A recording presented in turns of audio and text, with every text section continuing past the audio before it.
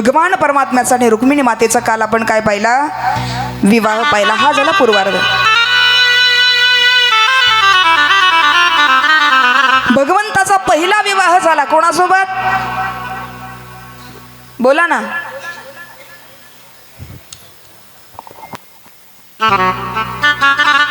एकादशी काल होते ना,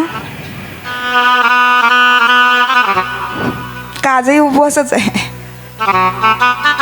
पहिला विवाह झाला कोणासोबत, माता रुक्मिणी सोबत. भगवंताचा पहिला विवाह झाला. संसार थाटामाटात चालू झाला आणि थाटामाटात संसार होत असताना त्यांना एक मुलगा झाला. त्याचं नाव आहे प्रद्युम्न. प्रद्युम्न झालेला आहे, लहानचा मोठा होतोय पा. आणि लहानचा मोठा होत असताना दिवसामागून दिवस निघून जातात आहे.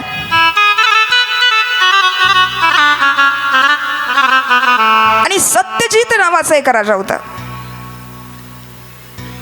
त्या सत्यजित नावाचा राजा होता ना, त्याच्याकडे म्हणतात की सैमंतक नावाचा एक मणी होता. मणी म्हणजे नेमकं काय होतं, तर म्हणतात त्याचा अतिशय जीवाचा जीवलग म्हणजे सूर्यदेव होता.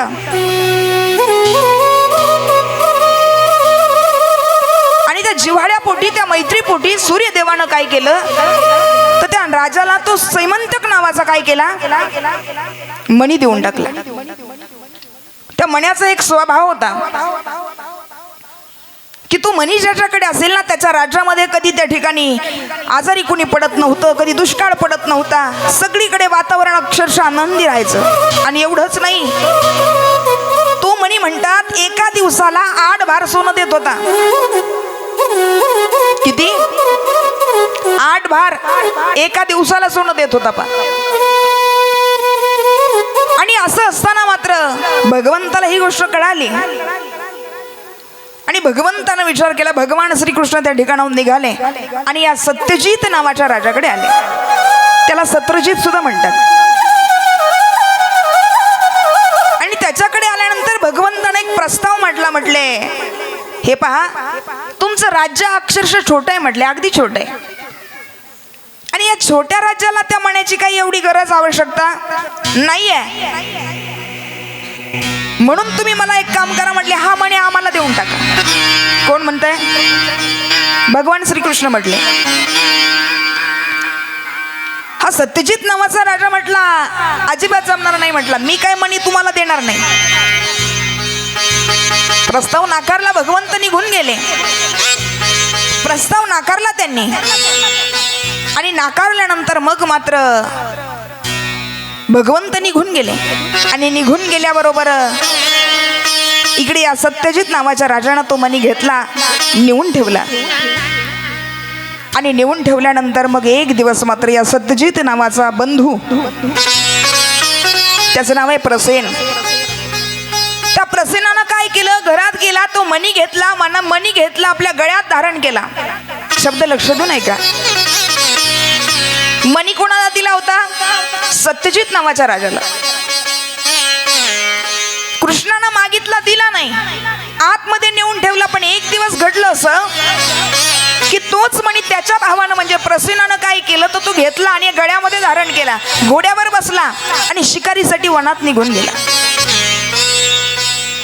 तो मणी जर गळ्यात घातला तर एवढा चमचम चमचम करायचा, लांबून सुद्धा त्या असा चमकणारा तो मणी होता. त्याचा प्रकाश दिसायचा लांबून.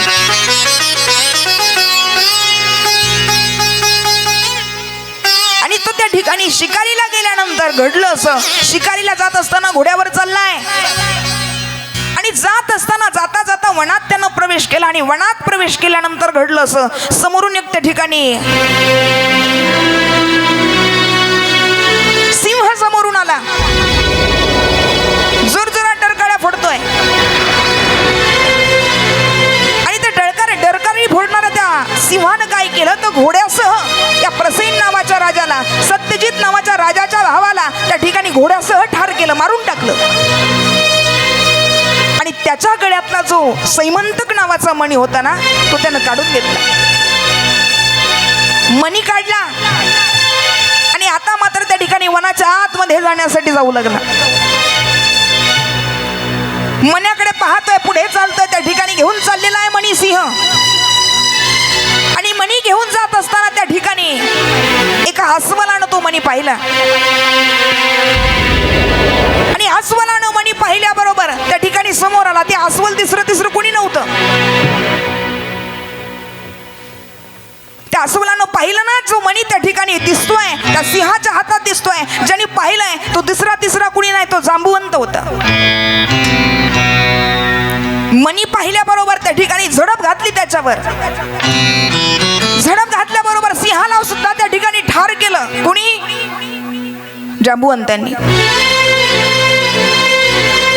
आणि सिंहाला ठार केल्यानंतर मग मात्र त्या ठिकाणी तो मणी आता या जांबुवंतानं काढून घेतला. काढून घेतल्यानंतर आता मात्र तो मणी घेतला आणि आपल्या गुफेत निघून गेले. गुफेत निघून गेल्यानंतर त्या ठिकाणी त्यांची मुलगी खेळत होती. तिच्या हातामध्ये तो खेळण्यासाठी मणी देऊन टाकला. मुलीच्या हातात दिलाय. इकडे मात्र या सत्यजित नावाच्या राजाला कळालं, भाऊ बाहेर गेलेला आहे, तो काही परत आला नाही. कुठं गेला असेल, काय झालं असेल, म्हणून त्या ठिकाणी चौकशी करण्यात आली. चौकशी केल्याबरोबर कळालं, म्हटले प्रसेन नावाचा जो माझा भाऊ आहे त्यानं काय केलंय तर त्या मणी गळ्यात घालून गेलेला होता. मग ज्या अर्थी याला मारलंय ना, याच्या अगोदर भगवान श्रीकृष्ण येऊन गेला होता. त्यानं तो मणी मला मागितला होता. आणि ज्या अर्थी हा वनात गेला, याला या ठिकाणी मारून टाकलंय ना, हे दुसरं तिसरं कोणी नाही, या कृष्णानंच त्याला मारलं असावं आणि त्याच्याकडून हा मणी घेऊन गेला असेल. आळ घेतला भगवंतावर चोरीचा. आणि चोरीचा आळ घेतल्यानंतर आता मात्र सगळीकडे चर्चेला उधाण आलं. अरे म्हणली, याला लहानपणाची सवय आहे. कुणाच्या चोऱ्या कर, कुणाचं दही चोर, कुणाची लोणी चोर, कुणाचं माखन मिश्री चोर. याची लहानपणाची सवय अजून गेली नाही म्हटले. हा असाच राहिला. सगळीकडे चर्चेला उधाण आलंय. देवापर्यंत ही चर्चा आल्याबरोबर देवानं विचार केला, म्हटले असं काहीतरी केलं पाहिजे की आपल्यावर जो खोटा आळ आलाय तो आपल्याला सिद्ध करता आला पाहिजे. मग काय करावं तर त्याने विचार केला. भगवंत म्हणतात, भगवान श्रीकृष्ण म्हणतात, आता त्याला शोधण्यासाठी, सत्यजित नावाच्या राजाच्या भावाला शोधण्यासाठी आपल्याला वनात जावं लागेल. म्हटलं रथ सजवलाय. रथ घेऊन भगवान परमात्मा आता मात्र त्या प्रसन्नाला शोधायला गेले. शोधायला जात असताना त्या वनात प्रवेश केला. आणि वनात प्रवेश केल्यानंतर मग मात्र असं झालं की वनात गेल्याबरोबर पाहिलं तर काय, त्या ठिकाणी प्रसेन आणि त्याचा घोडा त्या ठिकाणी मेलेला दिसला. आजूबाजूला निरखून पाहिलं तर सिंहाच्या पायाचे त्या ठिकाणी पावलं दिसू लागली. देवाला कळालं, याला सिंहानं मारलेलं आहे. मग काय करावं तर त्या सिंहाच्या पावलाच्या निशाणांना पाहत पाहत पाहत भगवंत त्या ठिकाणी जाऊ लागले. त्याचा मागोवा घेऊ लागले. आणि मागोवा घेत असताना पुढे गेल्यानंतर पाहिलं तर काय, तो सिंह सुद्धा मरून पडलेला आहे. सिंह मेलेला पाहिला. त्याच्या शेजारीच लगेच निरखून पाहिल्याबरोबर त्या ठिकाणी अस्वलाच्या पायाचे त्या ठिकाणी चिन्ह दिसू लागली, पावलं दिसू लागली. ती पावलं पाहत पाहत पाहत भगवंत पुन्हा समोर गेले. समोर गुफा दिसली. त्या गुफेमध्ये काळाकुट्ट अंधार आहे. पण देव म्हणतात, जर सिद्ध व्हायचं असेल, माझ्यावर आलेला खोटा आळ जर घालवायचा असेल तर इथं जायला लागेल. भगवंत त्या गुफेच्या आतमध्ये निघालेत. प्रवेश केला गुफेमध्ये. गुफेमध्ये प्रवेश केल्याबरोबर त्या सैमंतक मणीचा प्रकाश त्या गुफेमध्ये पडत होता. तो मणी एका मुलीच्या हातामध्ये होता. देव तिच्या जवळ गेला आणि गेल्याबरोबर देव म्हणतो, हा मणी तुमच्याकडे आहे का? तो मणी तुमचा नाहीये, माझा नाहीये, तो मणी दुसऱ्याचा आहे. तो मणी मला देऊन टाका, मला त्यांना नेऊन द्यायचा आहे. असं म्हटल्याबरोबर त्या मुलीने आरडाओरडा करायला सुरुवात केली. आरडाओरडा ऐकून मात्र जांबुवंत तिथे आले. जामवंत आल्याबरोबर त्यांनी पाहिलं माझ्या मुलीला म्हणजे जामवंतीला कुणीतरी दमदाटी करतंय. समोर आल्याबरोबर पाहिलं, काय पाहिजे तुम्हाला? काही नाही, तो जो चमकणारा मणी आहे ना, सैमंतक नावाचा मणी आम्हाला पाहिजे, तेवढा घेण्यासाठी आलो. देवानं सांगितल्याबरोबर त्या ठिकाणी जामवंतानं सांगावं मणी मिळणार नाही, आणि जर पाहिजे असेल तर माझ्याशी युद्ध करावं लागेल, तेव्हा हा मणी मिळेल तुम्हाला. आता मात्र त्या ठिकाणी युद्ध करावं लागेल म्हटल्यानंतर भगवंतानं विचार केला, आड घालवायचं म्हटल्यावर युद्ध करणं त्या ठिकाणी करावंच लागेल आपल्याला. आता युद्ध करायचं कारण काय? भगवंतानं त्या ठिकाणी समजावून सांगून सुद्धा घेऊन येऊ शकत होते. पाहता पाहता युद्ध चालू झालं, पण त्या युद्धाचं सुद्धा काहीतरी मागचं कारण होतं. काय कारण होतं मागच्या युद्धाचं? तर राम अवतारामध्ये जामवंताचे ज्यावेळेस युद्ध चालू होतं ना, सगळ्यांच्या तोडीचा योद्धा मिळत होता, पण जामवंतांच्या तोडीचा योद्धा कधी मिळाला नाही. म्हणून जामवंत म्हणायचे, देवा, अरे देवा, माझ्यासोबत युद्ध करणारं कुणी भेटत नाही, मग तूच माझ्यासोबत युद्ध कर, तूच माझ्यासोबत युद्ध कर. त्यावेळेस प्रभू रामचंद्र म्हणतात, जामवंतजी, मी आता नाही तुमच्यासोबत युद्ध करू शकत, पण तुमच्यासोबत युद्ध करेल ना पुढच्या अवतारामध्ये, कृष्ण अवतारामध्ये तुमच्यासोबत युद्ध करेल. त्यावेळेसचं वचनही पूर्ण करायचं होतं. म्हणून या ठिकाणी आता मात्र युद्ध चालू झालं. अगोदर गदा मारू लागले, नंतर झाड फेकून मारू लागले, एवढा आकांत झालाय. आणि ते युद्ध चालू झाल्याबरोबर आता मात्र त्या ठिकाणी धरणीचा थरथर काप होतोय. उंच उंच लाटा उसळायला लागल्यात, विजा करायला लागल्यात. आणि असं होत असताना पाहता पाहता ते युद्ध व्हायला लागलं आणि भगवंतानं जामवंतांना हरवलं. हरल्याबरोबर त्या ठिकाणी जामवंतांना माहित नाहीये समोर साधारण माणूस म्हणून युद्ध करणारे जामवंत आहेत. पण ज्या वेळेला त्या ठिकाणी जामवंत हरले ना, त्यावेळेस त्यांच्या लक्षात आलं हा कोणी सामान्य नाहीये. कारण त्यांना माहित होतं की प्रभू रामचंद्रांशिवाय मला कोणी हरवू शकत नाही. आणि जर या माणसानं, या भक्तीनं, याने जर मला हरवलंय तर हा परमात्माच आहे, हा दुसरा कोणी नाही. त्या ठिकाणी जामवंतांनी त्या ठिकाणी क्षमा मागावी देवाची. आणि देवाची क्षमा मागितल्यानंतर जामवंत म्हणतात, देवा, मी तुम्हाला हा सैमंतक नावाचा मणी देण्यासाठी तयार आहे, पण माझी एक अट आहे. हा सैमंतक नावाचा मणी घेत असताना तुम्ही माझ्या मुलीचा म्हणजे जामवंतीचा स्वीकार करावा आणि तिच्याशी विवाह करावा. मी तुम्हाला हा मणी द्यायला तयार आहे. एवढं म्हटल्याबरोबर तो विवाहाचा प्रस्ताव भगवंतानं त्या ठिकाणी मान्य करावा. जामवंतीशी भगवंतानं विवाह केलाय. भगवंताचा दुसरा विवाह झाला. कोणाशी? जामवंतीशी. बोलिये कृष्ण भगवान की जय, राधा राणी सरकार की जय, श्रीमद् भागवत महापुराण की जय. भगवंतानं आता मात्र त्या जामवंतीला स्वीकारलं आणि तो सैमंतक नावाचा मणी घेतला आणि कुठे आले? या राजाकडे, जो सत्यजित नावाचा राजा आहे त्याच्याकडे आले. ए राजा, अरे तू म्हणत होतास ना की तुझ्या भावाला मी मारलंय, त्याच्या गळ्यातला मणी काढून नेलाय, पण हे बघ, मणी मी चोरला नव्हता, मणी चोरला नव्हता. अरे तुझ्या भावाच्या गळ्यातून काढून नेला गेला होता. हे बघ, हा तुझा मणी आहे, हा तुझ्या स्वाधीन करतो, हा तुझा मणी तुला ठेव. असं म्हटल्याबरोबर सत्यजित नावानं विचार केला. जो सत्यजित नावाचा राजा आहे ना, तो विचार करू लागला, अरे ज्याच्यावर मी खोटा आळ घेतला त्यानं माझा गेलेला मणी परत शोधून आणून दिला, हा कोणी सामान्य नाही. म्हणून त्या सत्यजित नावाच्या राजानं सुद्धा विचार केला आणि तो राजा म्हणतो, हे बघा देवा, मी तुम्हाला हा मणी देऊन टाकतो, आमच्या राज्याला याची गरज नाहीये,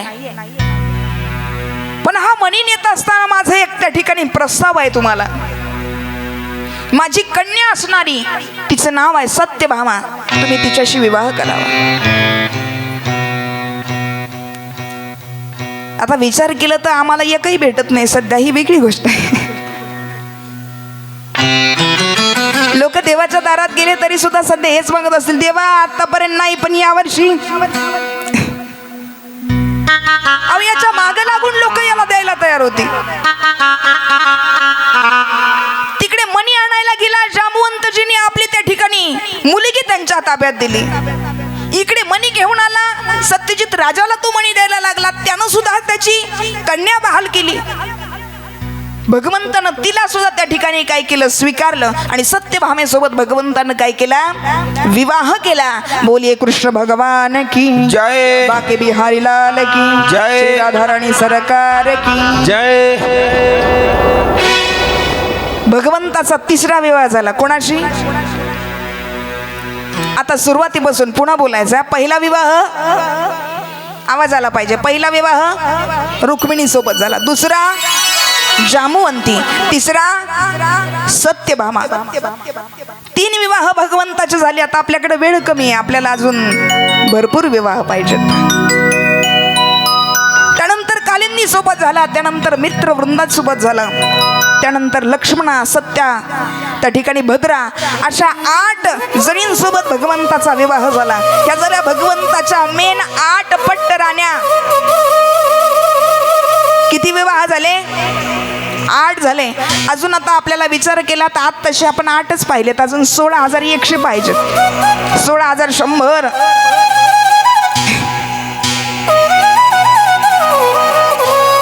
भगवंताचे 8 विवाह झाले आणि 8 विवाह झाल्यानंतर मग मात्र आता भगवंताच्या ह्या मेन 8 पट्ट राण्या त्या ठिकाणी झाल्या भगवंताच्या.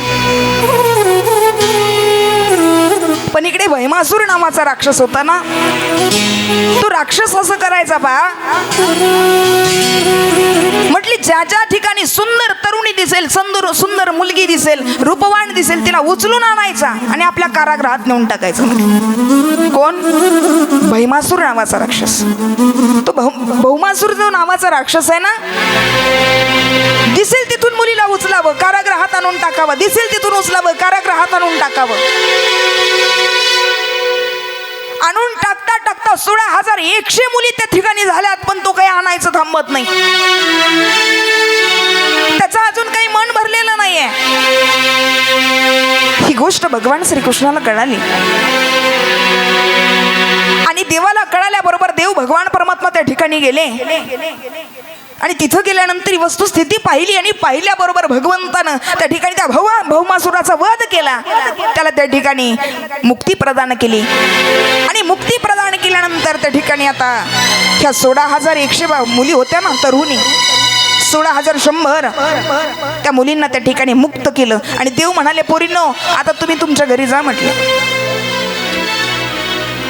काय केलं देवानं? त्यांना मुक्त केलं आणि मुक्त केल्यानंतर म्हटले, आता तुम्ही काय करा, तुम्ही तुमच्या आपापल्या घरी जा. तुम्हाला त्यांना उचलून आणलं होतं, बळजबरी आणलं होतं, मग आता एक काम करा, तुम्ही इथून तुमच्या घरी निघून जा. त्यावेळेस त्या मुलींनी सांगितलं, देवा अरे या राक्षसानं आम्हाला घरून उचलून आणलंय आणि घरून उचलून आणल्यानंतर आता लोकांचं म्हणणं कसं असतं तुला माहित नाही का रे? ज्या मुलीला उचलून आणलं गेलंय, अरे तिच्या चारित्र्यावर काही थोडे शिंतोडे उडवतात का लोक? तेव्हा आता आम्हाला लोक स्वीकारतील का? आमची घरातली आमचा स्वीकार करतील का? आम्हाला कुणी स्वीकारणार नाही देवा. आम्हाला माहित आहे या जगानं जरी स्वीकार नाही केला तरी स्वीकारणारा तू आहेस देवा. आमचा स्वीकार कर ना तू. कारण देवा या जगात आता आम्हाला स्वीकारणार नाही कुणी. तुम्हाला उचलून नेलंय, तुम्हाला त्या ठिकाणी तिकडं नेलंय, असं झालंय तसं झालंय म्हणणारे जग आहे, पण आम्हाला तू स्वीकार ना देवा. भगवंतानं सुद्धा त्यांचा स्वीकार केला. पण भागवतामध्ये असं वर्णन नाही आहे की त्यांनी त्याच्यासोबत लग्न केलं. असं म्हणतात त्यांनी त्या काय केलं, आपण जसं त्या ठिकाणी हातात पाणी घेऊन पाणी सोडतो ना, त्या पद्धतीनं पाणी प्राशन केलं म्हटले. आणि आता मात्र त्या ठिकाणचं सगळं काही ऐश्वर्य औदार्य जे आहे, त्यांना सुंदर कपडे परिधान करून भगवान परमात्मा त्यांना द्वारका नगरीला घेऊन गेले. बोलिए कृष्ण भगवान की, बाके बिहारी लाल की जय, श्री राधा नारायणी सरकार की जय. मग भगवंतांना त्यांना हृदय अर्पण करावं. आता 16,100 ह्या आणि पहिल्या 8 अशा किती झाल्या? 16,108. तिकडून त्या भौमासुराला मारून आल्यानंतर मग मात्र घरी आले आणि घरी आल्याबरोबर रुक्मिणी मातेनं त्यांना चांगली नाहून धुवून चोळून आंघोळ घातली. चोळून आंघोळ घातली. तो दिवस कुठला होता माहितीये का? दिवाळीचा पहिला दिवस. दिवाळीची पहिली आंघोळ. त्या दिवशी बहीण नाही भावाला आंघोळ घालत. त्या दिवशी पत्नी पतीला आंघोळ घालते, त्याला म्हणतात दिवाळीचा पाडवा. तेव्हापासून ही प्रथा चालू झाली. रुक्मिणी मातेला त्या ठिकाणी स्नान घातलं. देव स्नान घातलं. आता पुन्हा गुणा गोविंदाने त्या ठिकाणी संसार चालू आहे.